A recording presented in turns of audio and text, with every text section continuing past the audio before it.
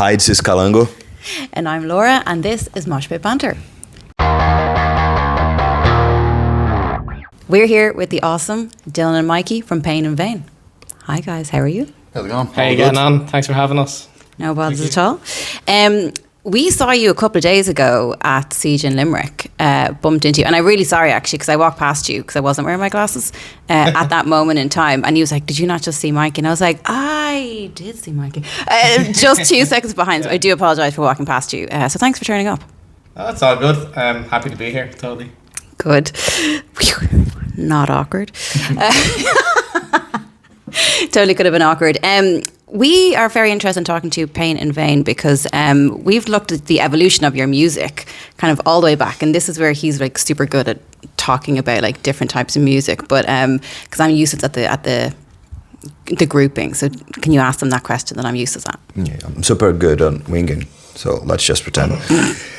But yeah, you guys have been around. You guys have been around for quite a while, right? And we've been listening to your material, and I noticed you. Correct me if I'm wrong, but the perception I have, you kind of do the like late 2000s metalcore and leaning more to more like deathcore on your latest release. Would you say that makes sense to you? That's the sort of sound you aim to? I think that's a fair interpretation of the band's discography, absolutely. Oh, thank you very much. Yes, absolutely. So when we first started off, this was the original version of Pain in Vain back in 2014 or 15. Metalcore was doing pretty well as a genre. We still had plenty of good bands delivering albums like Bring Me the Horizon, Bless the Fall, bands like that. And, we were actually trying to get the project / band going for a while, and we released Leave Me in 2016, which was a good way to express our influences growing up and stuff. Even back on Leave Me though, you might listen to a track like Faceless God, see it's a bit heavier. So even back in the day, we try not to be too predictable. We'll throw a really heavy one in just to show people that we can still do different types of music if we choose to. So that makes sense now that you've acknowledged that the latest releases are more heavy. Still to this day, we still like to try be a little bit unpredictable with our releases as far as the intensity of the songs.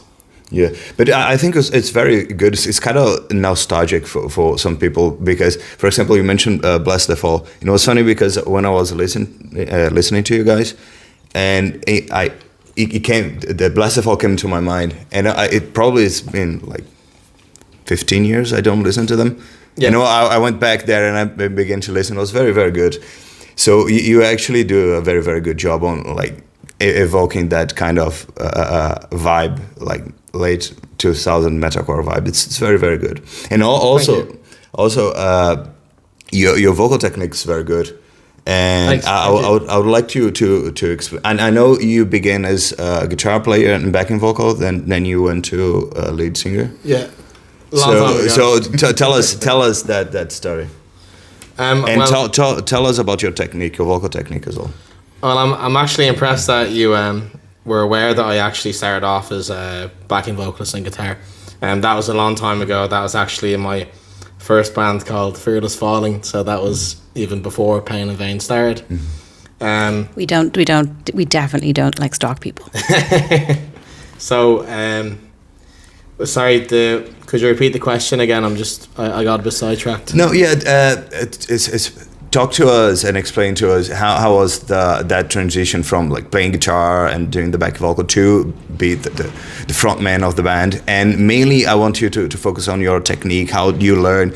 Did you learn by yourself? Did you actually had classes and what's your proper technique you used? It was definitely a big change. When I started off doing backing vocals and guitar, it was way different because I was a bit less in the spotlight and there was less expectations as far as stage presence. Now, with that being said, in any member of a band, you should always be giving it your all. But I think when you're specifically a front man, you do have a big duty to keep the crowd engaged and stuff. So back in the day, I remember transitioning to Pain in Vain, and I actually had a friend, his name is Dean Donnelly. He was in a band years ago called Call to Arms, and I went to him in college one day and I asked him for advice, and he just said, just give it socks, man, and don't worry about it. So as far as stage presence goes, I have to thank Dean Donnelly for that one, and influences like Ollie Sykes, Bring Me the Horizon, stuff like that. As far as vocal technique goes, I feel kind of lucky because it was a stab in the dark, to be honest, learning vocals. I did get lessons for my clean vocals, but learning my screaming technique, that's solely thanks to screaming along to bands I liked in my bedroom when I was a kid. So again, Bring Me the Horizon and stuff like that. And I was just kind of lucky enough, I found the sustainable vocal technique that isn't too damaging on my throat, really. So I've heard different takes on what my technique is. I don't actually know the proper term. I think I have like a false chord kind of scream, like early Ollie Sykes, Bring Me the Horizon, for example. But more recently I've been experimenting with a fry chord scream, like the intro of Blasphemia, for example. So, you know, it wasn't overnight. I think as far as clean vocals, it was probably 5 years till I was totally happy with them, and then took me a couple of years with the screamer vocals. I'd actually like to add, Dylan has actually bass and backing vocals in the band, so he's been a major addition to us live as a band, for sure. Yeah, absolutely. I actually noticed that. I noticed, and I want to ask about that. I notice you guys, when he's doing the backing vocals, you go to the more like deep guttural kind of, and you go to the more like high end, and it's very complementary. And is that like intentional? Do you guys plan that and work actively on that, or has it just happened? Well, it started off as an experiment one of the days in the studio when I first joined. I said, yeah, I can do some backing vocals with him. And Mikey said, yeah, go on, we'll see how it sounds. And I grew up listening to Avenged Sevenfold, Five Finger Death Punch, and Killswitch Engage, which is how that's the way me and Mikey incorporate our voice. Because if you listen to early Killswitch Engage with like Howard Jones and Adam D, Howard Jones, he'd go to high while Adam D goes to low. So I think that's where me and Mikey meet the middle ground in that type of technique. Yeah. And then from then on, Mikey goes, yeah, you're doing more vocals in the future. And then the more and more we do gigs, the more and more we do jamming sessions. Yeah. I end up just looking at the lyrics and I go, you know what, I'm going to do this one now and we'll see how it sounds. Because even with the song Paranoia, we recorded it with me doing limited vocals in it. But now when we play it live, I have my own full section where it actually gives Mikey a chance to basically catch his breath, pick himself up, get a drink, and then I'll take over. And then, sure, he's much easier then on his vocal cords. So makes it a lot more easier. Absolutely. Because you'd picked up on that, you were wondering, like, was it intentional? Was it because it's so complimentary, like it's so well done? You spotted that earlier on. I told you he's very good at that stuff. Yeah. So fair fucks to you guys. It sounds very good. Thank you. And tell us about your you have a very specific look on the stage. The paintings you use and everything. The puncher T-shirt. I don't know if you do that all the time. Yeah. But what's your inspiration? What's the story that? Can you tell us about that? Well, all my favourite bands eventually ending up on the vest. So that is the same goes to the tattoos. All my favourite bands tattoos, like that's all just music, and then everything else, gaming, sci-fi, fantasy, everything is just like I already have the Punisher on it. Okay. But I started off wearing like a Sabaton or a Slipknot vest with the vest over, and then I done one gig with it off me, and I was like, you know, and I feel a bit naked without having the main vest on. So from then on, the vest was on, and the face paint was only just meant to be for one gig on Halloween. Yeah. But from talking to a few people in the crowd afterwards, like, oh, you're amazing, like, you just look, whoa, like, real heavy. And then with the lighting as well, because if you see some of the live videos, I get proper low, proper heavy for certain songs. And they're like, oh, I love the new look, the face paint. And from then on, it was like, yeah, that's just going to be me from now on. Okay, that's very good. It's like the intensity, though, isn't it? That's what people like to see, like, you going all in. Well, that's just how I've always been. Like, if we play Fibbers or anywhere where the stage isn't completely miles off the ground, and if I don't see the crowd getting involved enough, I'll jump off the stage and jump into the crowd. Like, doesn't bother me. Like, our last gig in Fibbers, like, we done a cover of Unanswered where Nathan from Neon Empire hopped up to do a bit of vocals as well. So I was just like, yeah, here, you take my microphone. I jumped straight into the crowd. Just played it in the crowd. That's nice. That's nice. Very It's good. very rock and If roll. I could add, actually, I think what really complements the live show, me and Dylan, we have similar tastes in music and metal backgrounds, but we do have slightly different aesthetics on stage, and even our stage presence, it's similar yet again a little bit different. Like he'll do the really low kind of on the ground stuff, like what would you call it, the term? Oh, like the crab walk. The crab walk, yeah. Exactly. Then, like, to the detriment of the venue's microphones, I'll usually spin the mic or, do the corpse grinder, cannibal corpse kind of head spin, stuff like that. So I think there's like, there's quite a bit to look at, I'll say, like different things going on. And you tend to hug a lot, you two, during the set. I noticed that. So That's just him. That's no just him. say again, sorry? You tend to hug each other Oh, hug, during yeah. the set. Is it not consensual? No, that's just me, really, Okay. How do I say? I just think metal is Can help great- it, right? Metal is a great genre to be a part of, and it's great playing it live. But sometimes I like to just mess around a little bit and just give them a little hug on stage. At the end of the day, we all just enjoy ourselves. We enjoy just- what we do. We just have fun with it, really. That's that's the whole what thing. matters the most. We're not really trying to come across like 5-finger death punch-esque tough guys. We're just enjoying ourselves and stuff. But that's what people resonate with. But that is what people resonate with. They want to see a band having fun. They want to see a band Exactly. getting up there, putting on a bit of a show. Your tattoo And is that's sick, it. by the way, Dylan. Thank you. You need more. I know. Just for lack of a better term, I meant. Well, that actually brings me on to one of the things I want to talk about, because he gets all the, he's got all the good questions. I've got the other questions. I'm only joking. So your last single, Resistance, Yeah. tell us more about that, how that came about. You've got some big special guests on that one. That one was an interesting one, actually. So we started the writing process for that last year with a former member who was on the drums. And, we were writing it for a little while. And there was an idea from same member to get some guest vocals in. So we got in Craig from Urag and Peter from Levain. And, it was really great working with them anyway. So, we just thought it would be nice to dish out another heavy track. We're going to start working on an EP this year, I think. So we just kind of felt it would be good to give the guys one last heavy one before we go into hibernation writing and stuff. Yeah, because you released a full form back out in 2018, Immolation, right? Yeah, that was the full shebang, the full record. That was actually before the massive lineup change in 2019. So, but to this day, we still love playing Immolation live, and there's a lot of songs on that to this day that are a large part of the band's identity and live show. Well, the live show is kind of what hooked you in, right? I love this. I got a secret taste of how you made it into the band. I'd love to tell everybody how that happened, because I think this is a brilliant story. So I was still in 6th year in school at the time, and I knew Mikey from being in Central Bank in Stephen's Green many years before that. And I followed his Facebook page, Pain in Vain. And there was a raffle where it's one of those like, comment, share, one of those raffles. And I was like, go on, I'll do it, why not? And Mikey texted me like the next day, oh, hey, by the way, you won the raffle, meet me in town. I was like, oh, what do I get? It's like, here, a ticket to my show, an old t-shirt, and a CD of their 4th album. I was like, yeah, I'll see you there. Went to Fibbers then the weekend and seen them on stage. And it was just one of those where you're in the crowd and you're just like, yeah, this is going to be me from now on.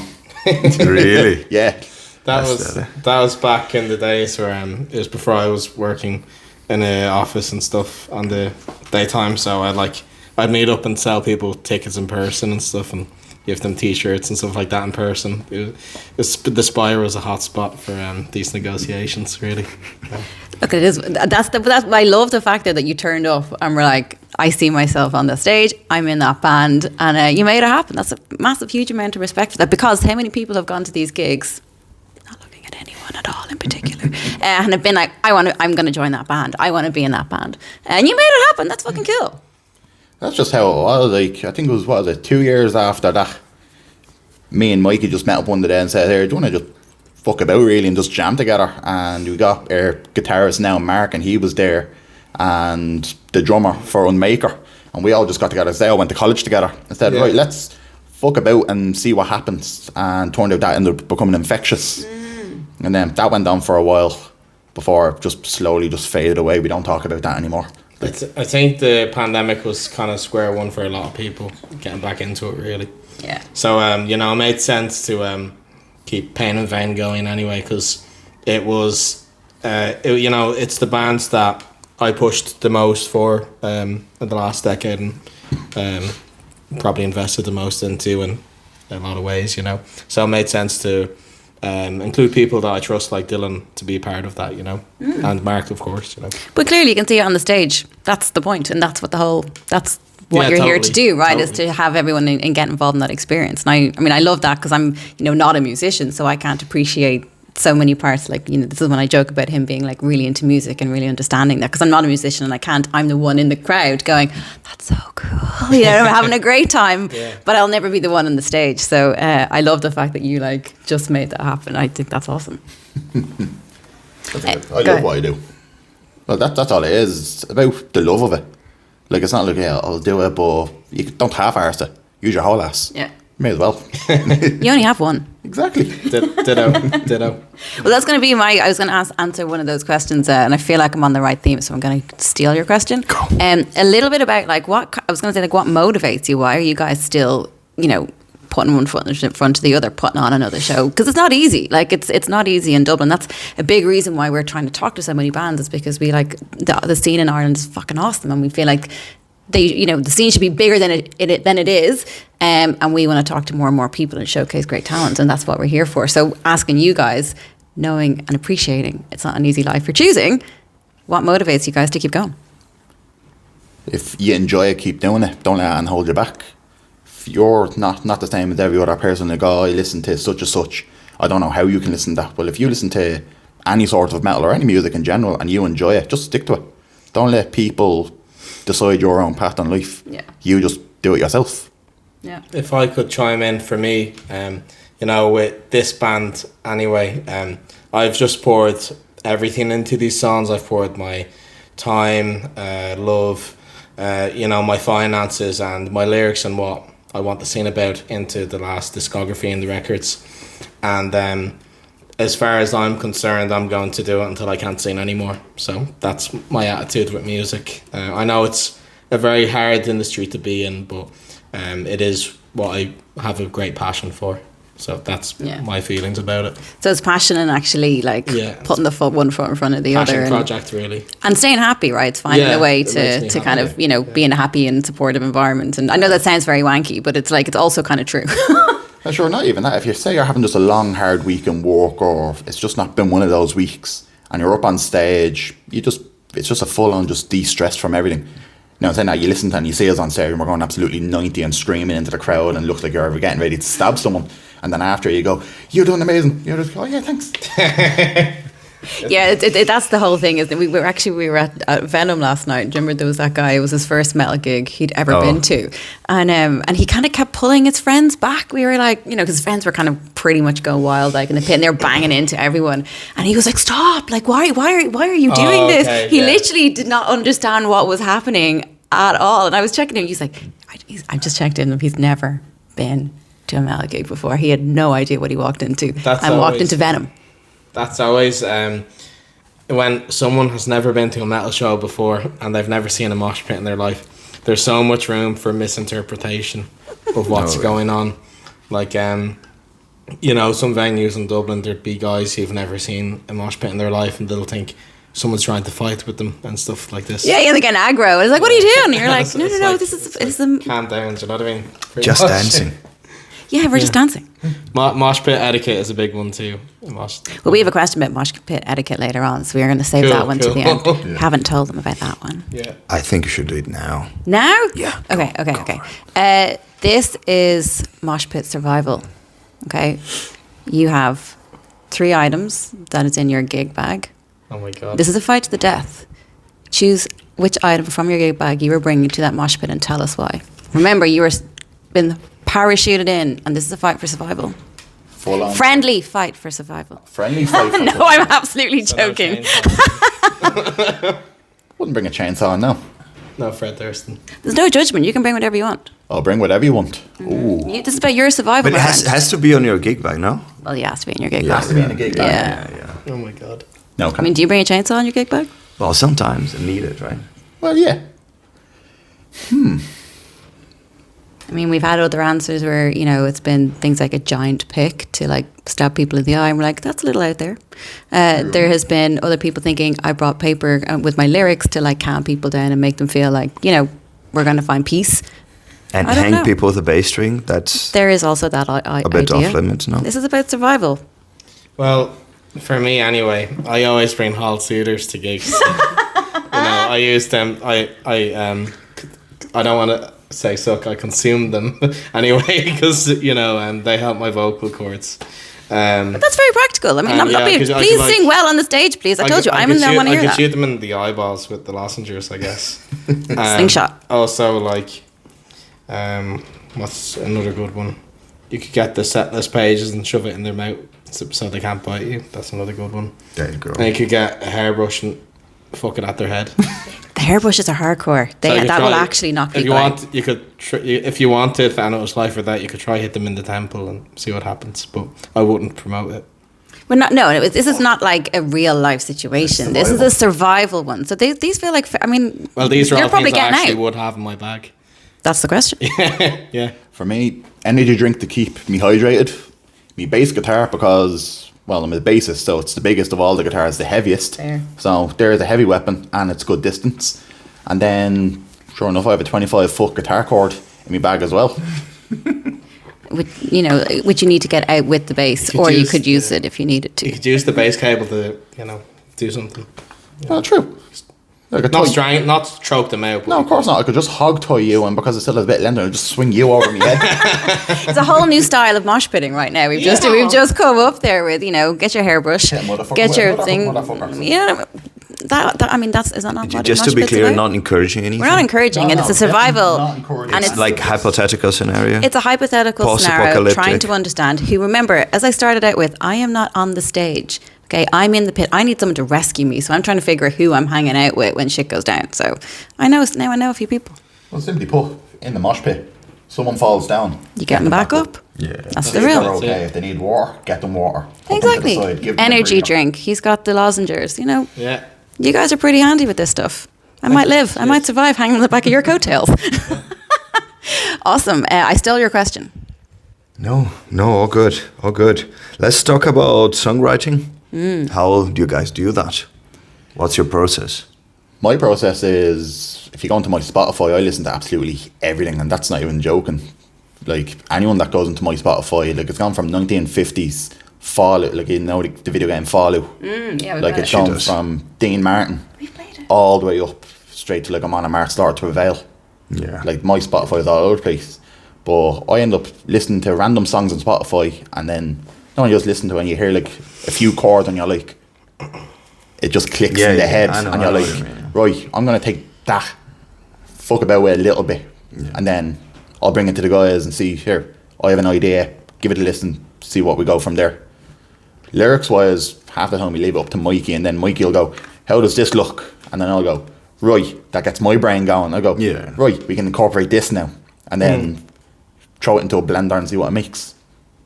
For me personally, although I don't play guitar live, I still write riffs now and again, and I bring it to the table for the guys to check out. We're working on a new song at the moment. With that, how we approached it is, I brought in my laptop and we hooked up the guitars and bass to Reaper, and Mark on the guitar, he laid down a few riffs, then Dylan laid down a few bass lines and stuff, and I kind of went home with that and I chopped it all together into a song structure. I brought it back to them again online, and they're like, this sounds pretty sick. So I'd like to think I contribute quite a lot to the structure of the songs too. So I like to kind of I like to take the riffs as well and like try to package it as a full piece together. So that's what I try to bring to the table as well. Even though I perform vocals live, I do like to get a bit hands-on with the music when I can as well, you know.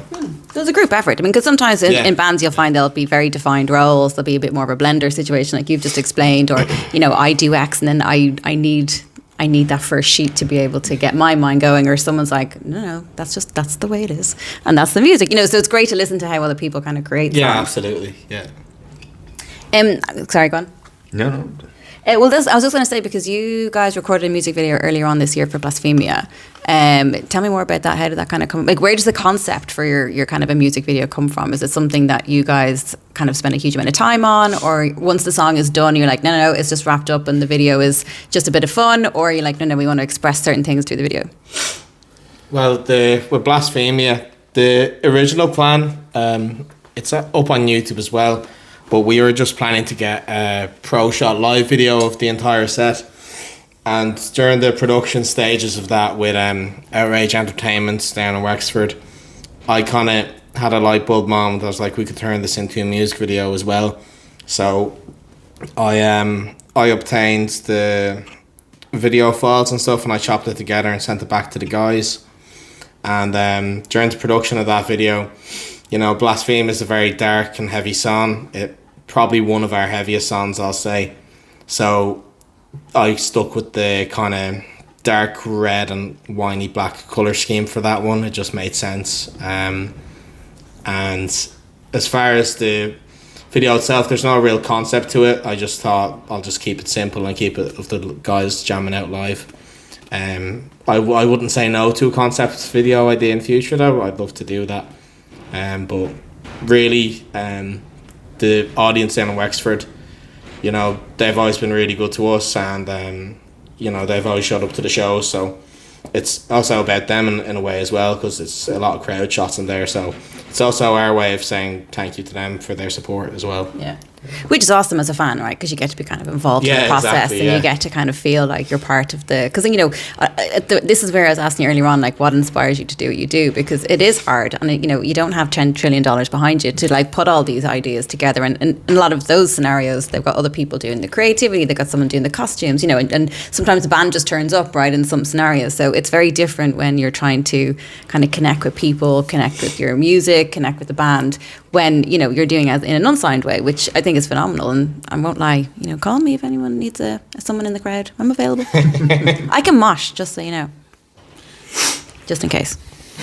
Never say never. No, I moshed last night. Professionals. I did. I haven't moshed in quite a while, and we were all at kind of a Siege of Limerick last week. Fantastic, by the way. If you do are watching, that was a phenomenal, really well run event. Congratulations.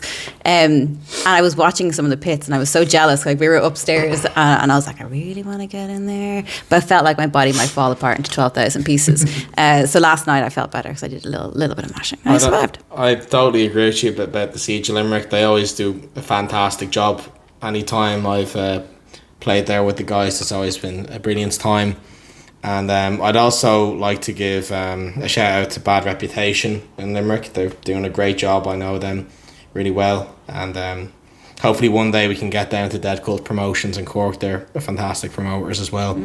I'm actually good friends with John. I think he's a great guy, so mad respects to him. Absolutely, Yeah, I mean, it was just very impressive. Yeah, the lineup, how it all walked, moving to venue, that was really cool. Like, which band am I going to go see? I loved that kind of planning. Well, you were very much kind of orchestrating some of those things, but it was very, very well done. Whether you're playing it or just going as a fan, it's always a great day. Because you guys have played before. You played last year, right? Yeah, we played last April, wasn't it? We did.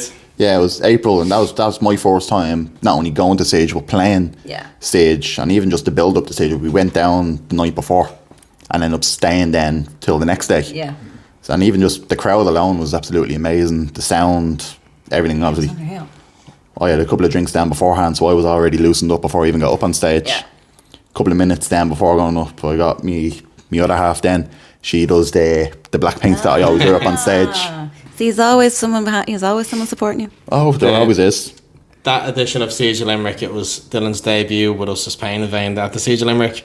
And, it was the main stage. So, like, even I was a little bit nervous going on to it. And I've played, like, the upstairs room before. So, like, he's got balls. You know what I mean? And you suffer some assassination attempt there, and on the stage, what happened there? Assassination attempt. I heard some stories. Some survival? Was it a survival? Max. We're getting used to. I guess we're getting used to getting on bigger stages and stuff. So we're pretty used to playing at Fibbers, where like you have your own square, and then I think our kind of stage personas really shine in like Wexford and Limerick. So down in Limerick on this occasion, Dylan does this spinny thing during the resistance breakdown. And, I thought, well, geez, I better copy him too, so we look more like a unit and more like rehearsed. So then I guess we didn't really see where we were going, and his bass head missed me by a hair or two. Now, caught me shoulder all the same. In the moment, I didn't even notice this. I was just told about this afterwards. Fuck. So, yeah, anyway, I don't fancy getting the end of his bass. No, especially not a survival mechanism. So, watch yourself. Look, you'd be pretty embarrassed if I got knocked out the main stage. I mean, it would be brilliant television for us to enjoy, but no, I can't imagine on the stage that would be a fun moment. You could always spin it around and be like, oh, he got back up, he's okay. Yeah, no, I mean, we like that story. Yeah, true. Just don't mind me just dragging you to the edge of the stage. Yeah, just don't mind me. He's fine. Everyone's fine. We're like, yeah, go. Just hold you over my head. Roar! Yeah, there was a few guys going up actually at Siege. I was wondering how they enjoyed coming down. Very fast. It was fast. No, that was brilliant. So you guys are recording at the moment, I hear. We're not recording in studio like with Blanchard Sound and Track Mix, but we are writing some stuff in our rehearsal studio in Troubadour. So not sure if we can say the name of the new song yet, but so far it's going really well. It feels a bit more of a mature sound, a bit more progressive. Mind you, there is still a breakdown in it, so it's not too alienating. But you might be surprised when you hear it, because this band has a history of using the same root notes for a lot of songs, whereas on this track it totally throws that out of the park. It's different root notes, slightly different structure to what you may have seen before. So I think once we finally do release it, it'll definitely be enjoyed by the followers, Which are us. So we will be enjoying listening to that. So watch out for this new single now. I'm looking forward to hearing more about it. Do you guys have any like interesting or fun stories off the road, or any other gigs like the Sigil Limerick that someone nearly died? You have some crazy stories like that? I don't know if it's so much. I was just going to say, look at their faces. Yes, the answer is they 100%. I don't know if it's so much a crazy story. Oh, also just FYI, there is some audience members in the room, and they definitely do. I can see the face. It was after the Wexford gig, the first one last year. We went to we stayed in this like cottage a bit up north of the venue.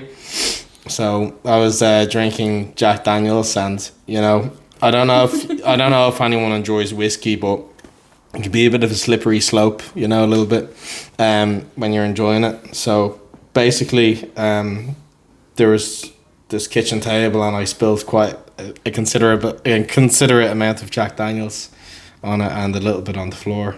So I guess I overreacted and panicked a little bit, and it now became a bit like a crime scene cover-up. So, we were okay with it. But then the next day, I guess, I headbanged a little too hard at the gig, and I was so traumatized by the Jack Daniels spilling that I was trying to put milk in my coffee, and it turned out to be orange juice. Oh yeah. So, interesting taste. Yeah. I don't ever make me one of those, please. And actually, another thing that happened, I guess this falls more into the realm of crazy, but when we were with a former member at the time, I got a lift with him and his mates, and I took the key to the cottage, my jacket with me by accident, and we were already on the motorway. Stop. So I forgot about that. We had to drive we had to drive 30 minutes back down south to return the cottage key. But it's the panic, isn't it? It's And just then- like, oh my God, and we're, you know, the time, the road, oh my God. Right, It's and then by never the fun. time I gave it back to her, she said you could have just mailed that. Yeah. So I guess that's Ouch. probably on the more unhinged side for us anyway. Yeah, that's not fun It's at not all. particularly a rock star drug story, but it's a story anyway. No, I mean, the idea of you pouring all the Jack Daniels, traumatizing yourself, and then to all, so much so for the next day, you still can't make your own breakfast. I don't know, that's kind of funny. No, I think the most rock and roll thing is coffee with orange juice. Yeah, I think so. I mean, I didn't drink it, by the way. Instead of one of your Good. 5 a day, it's 2 of your 5 a day. So There you go. Do you have another one, Dylan? probably the last Wexford gig, you've already seen me on stage. It's You been know, more I rock and roll go now. full on heavy on stage. Like nothing ever holds me back. But I end up jumping on top of the step next to the drums doing one of our heavy Oh, this breakdowns. is the one this year. This year, yeah. Yeah. And I jumped off it, hit the ground, and thought nothing of it. Kept on going on. And it was only after when we got to the pub. Then after I was like, my legs are a little bit sore. I wonder why that is. So went into the jacks anyway and checked, and I had a full big bruise on the side of my leg. I was like, where did that even come from? We had a few videos. I was going through the videos, and when I jumped off, if you ever see the video, the guitar comes down and it cracks me right on the side of the leg. And I didn't react to it at the time, but I definitely felt that after. all that adrenaline comes down. It's just all pure adrenaline. I actually have one, but this was during the infectious days. But Dylan was in the band at the time, so it's okay. So basically, we were playing with A Night in the Snow at the start of 2019, and we were doing a cover of Diamonds Aren't Forever by Bring Me the Horizon. So I don't know if it was me or somebody else, but either way, the monitor fell off the stage and it was on the dance floor now. And I did this thing. I do this sometimes now, but back then I particularly jumped in the crowd a lot and moved them around and stuff. So I didn't know the monitor fell. So then Dylan's there witnessing what just happened. So he looks up at the sound engineer and he's looking at his iPad, so he didn't even notice the monitor fell. Then some other guy in the crowd picks it back up and puts it back on the stage, and as soon as it's back on the stage and in one piece, the sound engineer looks up. So So you 100% got away with it. yeah, I got away with it. Sorry, Margie. Don't Sorry it- about that. They did apologise. They said sorry. Oh, shit. There you go. Almost. Yeah. I didn't see it at all. I know, look, should these things go wrong? But a monitor on the floor, I don't want to know about that one if I was looking at that gig. So they're probably on the more loopy side. Have you been invited back To Fibbers?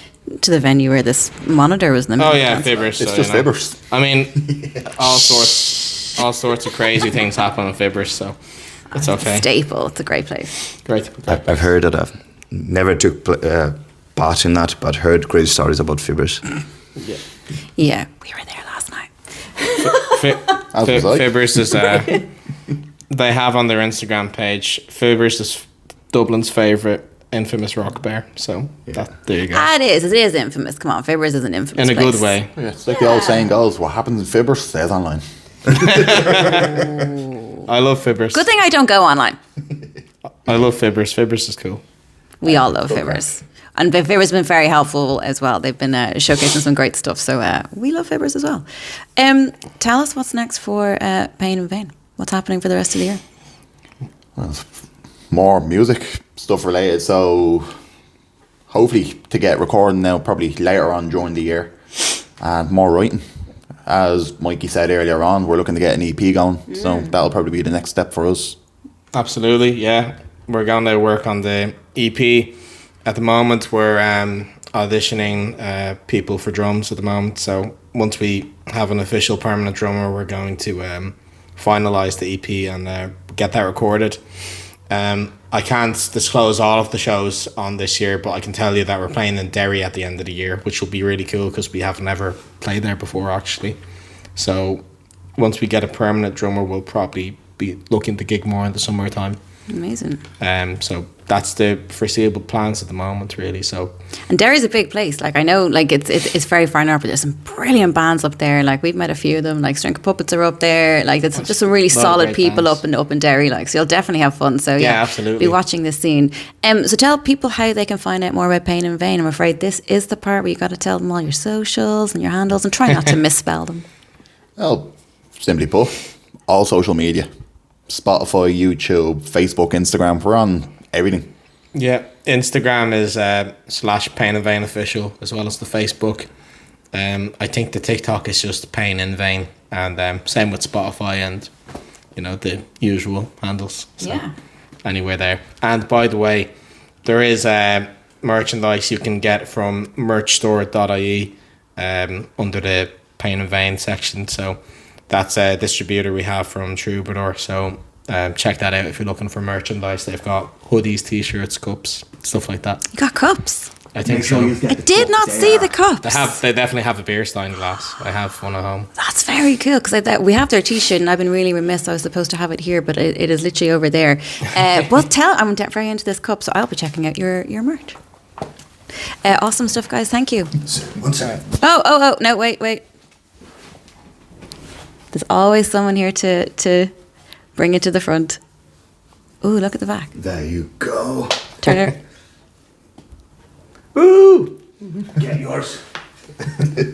Awesome. Guys, thank you so much. Thank you very much. Thanks for having us. Till later, guys. Thank you. Bye. Keep the mosh going.